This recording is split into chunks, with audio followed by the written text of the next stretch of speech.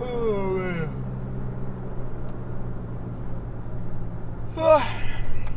Well, it's 6:16 a.m. I'm running behind, and this morning I decided to go to public.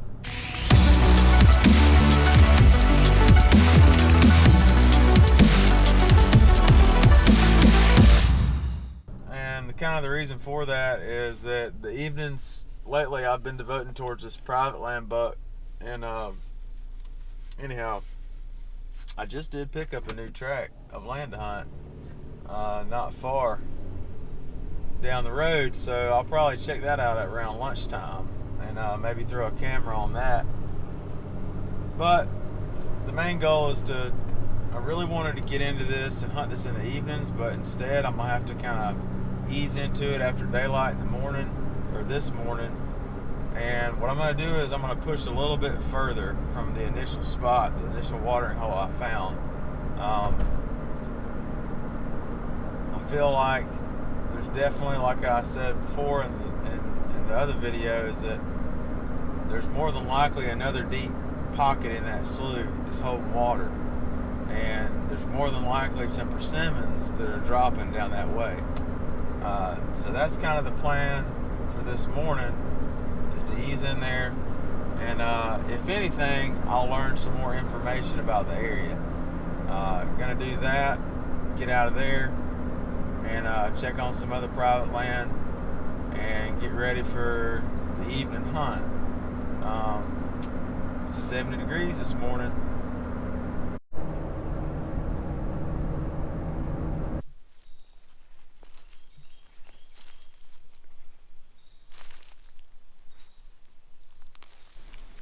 Here's your update. Well, it's starting to crack daylight. I advanced deep in here, and I've stopped at a point to where I can let it get light, where I can slowly read sign as I advance even further in to push past where I was the other day. If I was hunting the same watering hole I was the other day, I would have just went straight to that tree in the dark.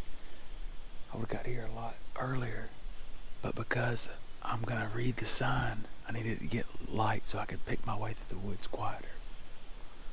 My wind's a southeast wind. It's blowing straight back this way. What I'm going to do is, the water hole in reference is back up this way, and I wanted to push past it. So what I'm going to do is, instead of walking down this way and blowing my wind across all this bedding, I'm going to go straight this way, and I'm going to hook on the back end of it. So I walk with the wind in my nose, the wind in my face. So I know there's some persimmons down this way. The goal is to identify water sources and check those persimmons. The first good sign I see, I'm probably going to pop up a tree, but we'll see how it goes.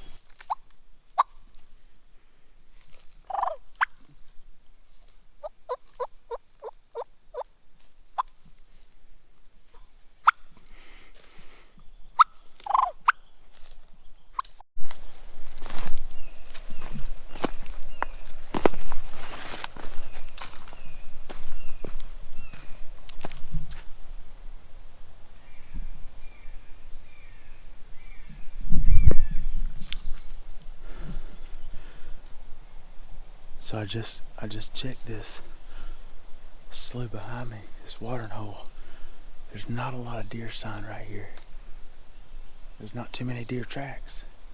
So that's actually a good sign, because that means most of the deer are going to be probably near the food. Like I've been saying, once I find the food and the water, it's going to be time to knock an arrow.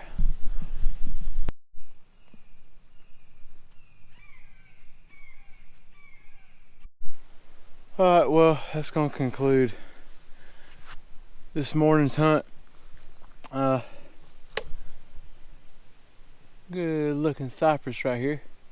So a little recap. I searched everything and nothing really looked that good. I didn't find any persimmons dropping. Know where some white oaks are. but most importantly, I scouted.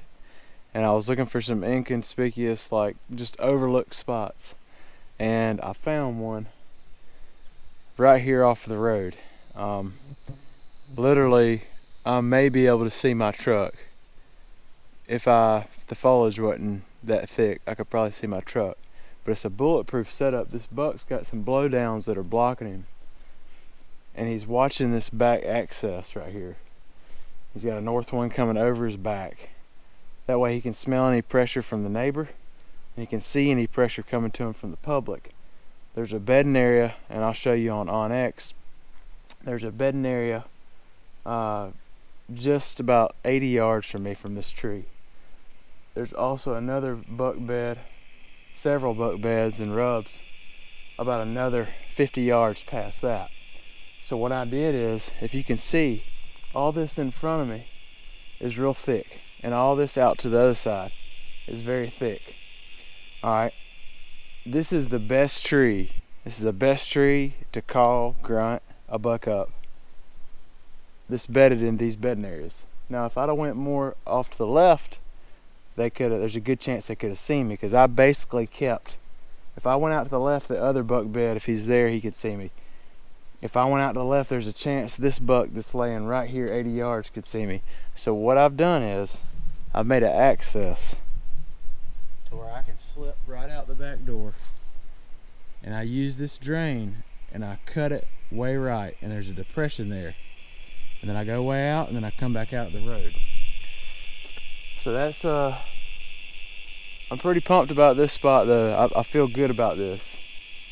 That's pretty neat to figure where bucks are hiding at on a WMA. It's really just a response to pressure. I mean, if you're lucky enough to stumble upon that, and you kind of look in those out of the way spots that most people overlook. Now, I'm not saying I'm going to shoot a buck here, but there's a good chance. So you just find a bunch of these type of spots, and eventually, keep doing that, you're going to figure it out, and you're going to get opportunities at mature bucks on public land in Georgia.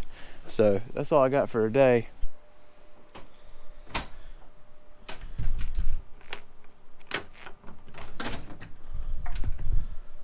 Alright guys, I'm heading out the door. It's been hotter than all get out. The buck that I was hunting last week has been a no-show. Don't know where he's at. He did show up one time way after dark, but I'll wait to hunt him when conditions get a little bit better. Today though, we're heading out to a little private land spot I need to shoot some does on. I'm gonna hunt 2 different private land spots the next couple days and try to shoot as many does as I can. Put some meat in the freezer, and then we're gonna get serious about this public. So come on, let's go.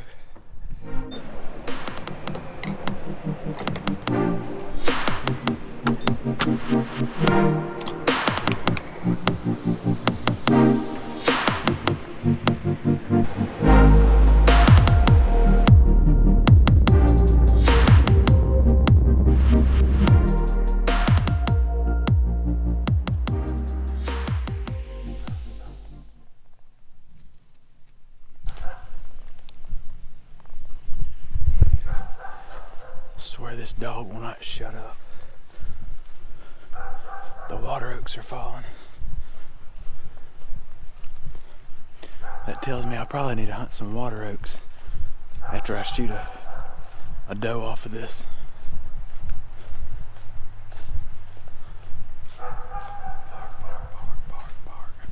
Bark, bark, bark.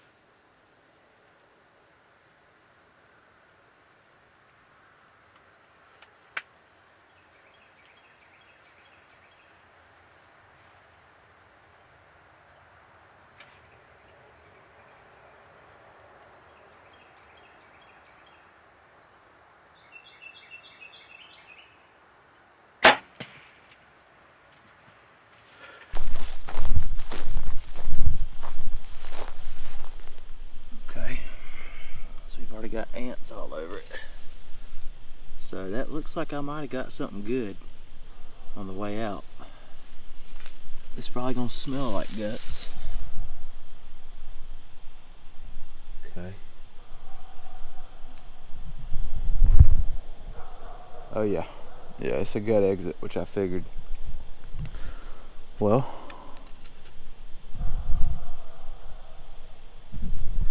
on a shot like this, it's definitely lethal. I'm gonna have to give this deer probably 5 to 6 hours before I track it. You know, these things happen. This is bow hunting, guys. You don't always make a perfect shot. You don't always have everything just perfect. That's just the reality of it. But in this situation, this is a good thing to kind of go over. But if you've been doing it long enough, you're gonna make a bad shot. It's just a part of bow hunting. But it's what you do after the shot that determines if you find the deer or not. So in this case, I'm gonna give the deer 5 to 6 hours before I come back. I'll come back in here at 2 in the morning and I'll go ahead and recover this doe. So that's kind of, you treat every deer just like a big buck. I mean, you owe it to the animal to respect the animal to recover it, and that's what I intend on doing.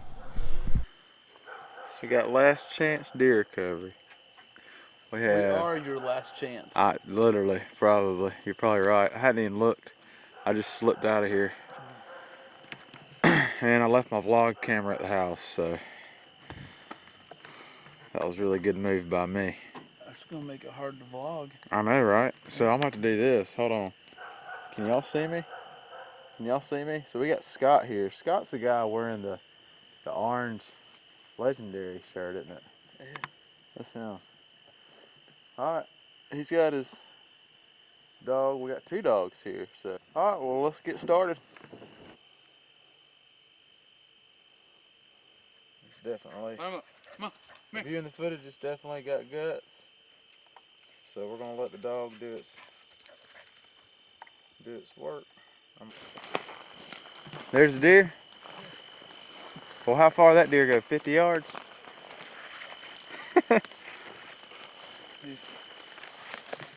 What'd you say? Huh? What, 50 yards? Maybe. I had you an easy one. 50 yards out of the food plot. Yeah. I told you it was doing a death run. Yeah. Well, good deal, brother. Yeah, well, you got her. Well, I appreciate it. Yeah. I had you an easy track there. That was the easiest one of the season. Without a doubt. Well, I hope I don't have to call you again, but I figure when in doubt, back out, you know? That's right.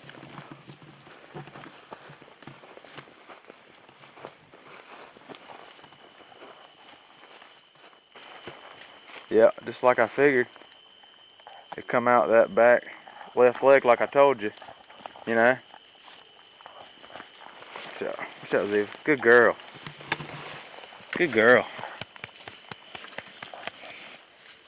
So it went in long, didn't it? Yeah, definitely. Yeah. Probably the back. So it was just high, the angle, it hit a little, maybe one lung, Mm-hmm. went through the guts, liver, and come out that back leg. Well, it's gonna be kind of a long drag. You want to get you some water and stuff? Man, Prep you for that drag? we're far out in here, in the middle of this block of woods. I mean, are we gonna be able to get a truck in here? I don't think you can quite get a truck in here. It should be a really long drag. Like a long ways. I don't know. I might have to call a helicopter. It's gonna be about 50 yards. Alright, so we got Scott Lopez, last chance deer recovery out here. A buddy of mine, he came out. It was a relatively very short track. I thought the deer was hit decent, but they're just kind of highlights when you don't know and you're not quite sure. Always err on the side of caution. It definitely came in maybe one lung, got some liver, and came out the guts. So when I smelled the air, I knew immediately I needed to get out of here. The deer only went 50 yards. When it came by me, I knew it was on a death run. And so I didn't figure the deer probably went that far, but that's just one of those things where you always err on the side of caution. It was a short track job, and the deer, the meat's fine. I'll go ahead and clean this deer and we'll enjoy it next week. But I appreciate y'all watching the video. We're gonna be hunting a lot of public land this next coming week probably. We're in a severe drought. And I noticed when I was coming in here, there's probably 7 does of 100 yards from where I'm hunting right here that were all in a water hole.